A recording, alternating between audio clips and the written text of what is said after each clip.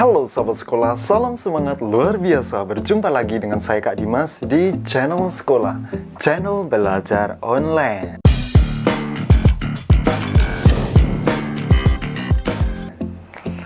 Jadi bagi kalian-kalian, khususnya pelajar yang saat ini baru belajar dari rumah, mencari materi pelajaran, mencari tips trik pembahasan soal, dan motivasi, inspirasi, kalian wajib subscribe channel ini. Dan jangan lupa kalian juga harus tekan tombol lonceng agar kalian selalu mendapatkan pemberitahuan dari setiap video yang diproduksi oleh channel sekolah. Oke sahabat sekolah, hari ini Kak Dimas akan sharing di kelas edukasi, yaitu tentang materi pelajaran kelas 5 SD, tema 4, subtema 1, pembelajaran kedua.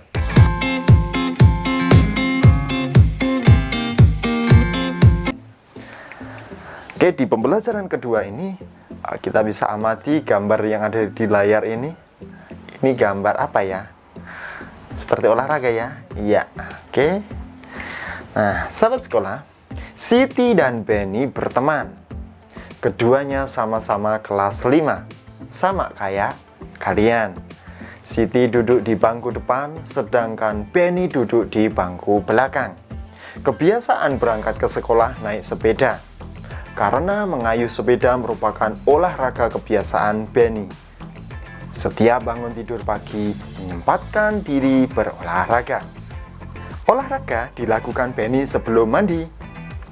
Olahraga sangat penting untuk menjaga kesehatan tubuh, terutama kesehatan organ-organ tubuh dan organ peredaran darah. Benny hobi berolahraga. Hari ini, Benny dan teman-temannya mengikuti olahraga bela diri pencak silat. Bela diri pencak silat selain untuk berolahraga juga olah seni. Gerak-gerak bela diri pencak silat ada yang diiringi musik atau lagu yang bersemangat. Nah, perhatikan di gambar di samping ya.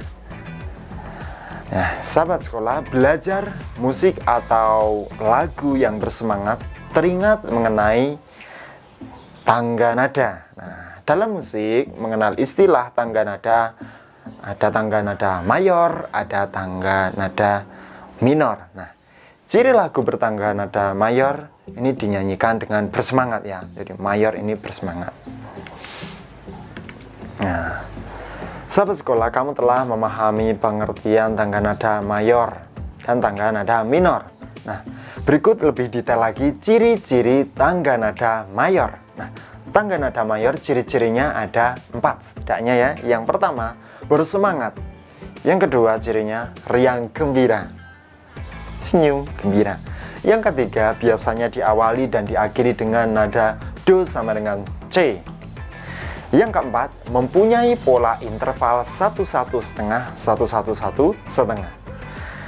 Kemudian contoh lagunya antara lain, karena lagu bersemangat ya, berarti Maju Tak Gentar, Halu Halu Bandung, dan Garuda Pancasila. Garuda Pancasila, kan semangat itu ya. Oke, yang kedua adalah ciri tangga nada minor. Nah, minor ini kebalikannya sahabat sekolah. Kebalikannya mayor. Kalau mayor bersemangat, minor ini kurang bersemangat. Ya, kurang bersemangat. Yang kedua adalah bersifat sedih. Kalau ini sedih. Yang ketiga, biasanya diawali dan diakhiri dengan nada la sama dengan a. Ciri yang keempat, mempunyai pola interval 1,5, 1-1,5, 1-1. Dan contoh lagunya dari nada minor ini antara lain yang lagu-lagu kurang bersemangat apa? Ya, Syukur, Tuhan, Gugur Bunga. Dari yakinku teguh, hati ikhlasku penuh. Ini kan kurang bersemangat ya, Syukur. Oke, kita lanjut. Sahabat sekolah, selanjutnya kita akan belajar tentang pantun. Di video pembelajaran ke-1 kemarin kita sudah sedikit menyimak tentang pantun dari Siti. Nah, di sini kita akan lebih detail mempelajari tentang pantun. Sahabat sekolah, pantun adalah bentuk puisi Indonesia atau Melayu. Tiap bait biasanya terdiri atas 4 baris dan bersajak AB. Nah, dalam setiap baris terdiri atas 8 sampai 12 suku kata. Baris pertama dan baris kedua disebut sampiran. Baris pertama, kedua, sampiran. Sampiran untuk mengantarkan rima. Kemudian baris ketiga dan keempat disebut isi. Nah, isi ini merupakan tujuan atau maksud dari pantun. Dengan demikian dapat disimpulkan ciri-ciri dan bagian pantun. Ciri-ciri pantun. Yang pertama, pantun bersajak AB. Kemudian satu bait terdiri atas 4 baris. Kemudian tiap baris terdiri atas 8 sampai 12 suku kata. Nah, pantun terdiri atas 2 bagian, yaitu tadi apa? Iya, yang pertama sampiran ya. Baris pertama dan kedua ini disebut sampiran. Sampiran ini merupakan kata-kata dalam 2 baris pertama atau baris ke-1.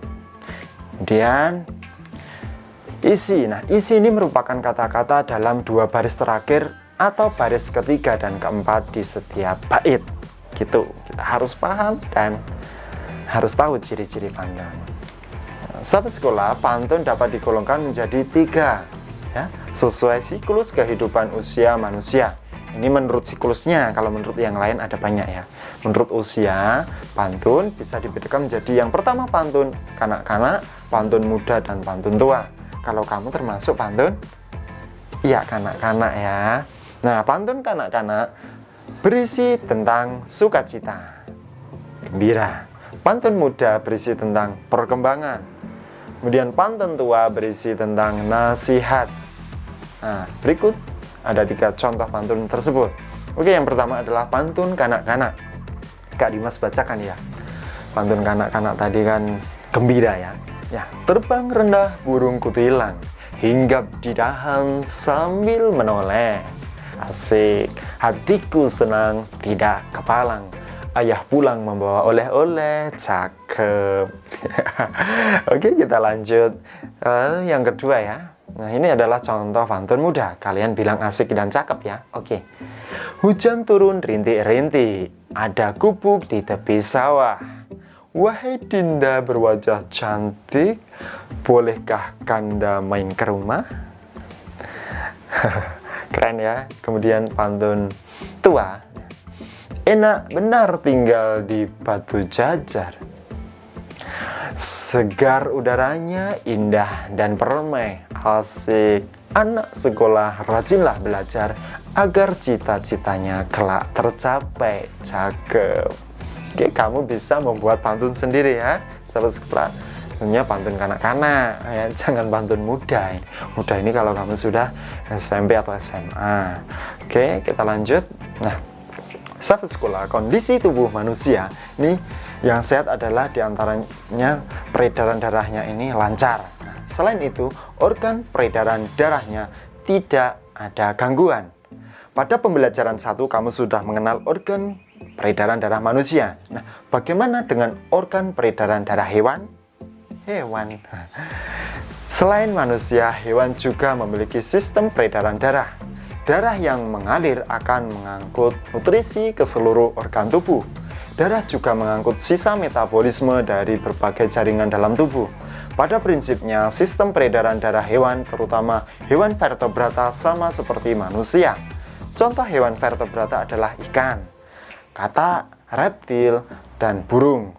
Sistem peredaran darah hewan termasuk alat-alat peredaran darahnya seperti jantung dan pembuluh darah. Jadi hewan juga punya pembuluh darah dan jantung, sama dengan kita. Coba amatilah gambar berikut ini. Nah, bagian-bagian jantung pada burung ini ya. Burung punya jantung. Dan peredaran darah pada burung. Nah, ini yang kuning itu, kuning kehijauan itu adalah gambar jantung pada burung. Kemudian sistem peredaran darah burungnya seperti itu ya, sampingnya. Nah, kamu perhatikan gambar tersebut. Nah, ternyata jantung burung ini mempunyai bagian-bagian yang sama seperti manusia ya, vertebrata. Vertebrata ini mempunyai jantung yang terdiri atas 4 ruang. Ada atrium serambi kanan, atrium serambi kiri, ventricle atau bilik kanan, dan ventricle atau bilik kiri. Sahabat sekolah, secara umum sistem peredaran darah pada hewan dibagi menjadi 2 bagian. Ada peredaran darah terbuka dan tertutup. Pada sistem peredaran darah terbuka, tekanan darah yang dihasilkan dari kontraksi jantung cukup rendah. Oleh karena itu, sari makanan yang terdorong akan mengalir lebih lambat. Contoh, sistem peredaran darah terbuka terdapat pada cacing dan serangga seperti belalang. Sistem peredaran darah tertutup, jantung akan memompa darah secara terus-menerus sehingga tekanan yang didapatkan tetap stabil. Hal ini akan mendorong darah keluar dengan lebih kuat dari pembuluh darah dan memasuki organ jantung dengan kecepatan yang baik. Dalam sistem peredaran darah tertutup, darah akan mengalir mulai dari jantung menuju ke wilayah pembuluh darah kapiler dan kembali lagi ke organ jantung hewan. Sistem peredaran darah tertutup memiliki sejumlah kelebihan dibandingkan sistem peredaran darah terbuka. Nah, kelebihan sistem peredaran darah terbuka antara lain yaitu darah mengalir lebih stabil sehingga tekanan dalam pembuluh darah hewan juga ikut stabil. Hewan yang memiliki sistem peredaran darah tertutup adalah kelompok vertebrata. Contohnya kata, ikan, reptil, dan burung. Di vertebrata ini, bertulang belakang ini, sistem peredaran darahnya biasanya tertutup ya. Oke, kita lanjut. Nah, sahabat sekolah, akhirnya sampai di tugasmu. Tugasmu kali ini adalah kamu menuliskan organ peredaran darah hewan piaraanmu. Punya apa di rumah? Burung, kucing, dan sebagainya. Kamu tuliskan peredaran darahnya. Atau kalau tidak punya hewan peliharaan, tidak melihara hewan, Kak, ya kamu pakai hewan favoritmu, kesukaanmu. Kamu cari referensi di Google. Ya, oke? Nah, sahabat sekolah, akhirnya pembelajaran kita selesai dan bersambung ke pembelajaran ketiga. Tetap di channel ini, channel sekolah. Akhirnya video ini selesai sudah. Semoga video ini bermanfaat bagi kamu, tentunya dalam kamu meraih prestasi dan mimpi besarmu. Cukup sekian, salam semangat luar biasa. Terima kasih.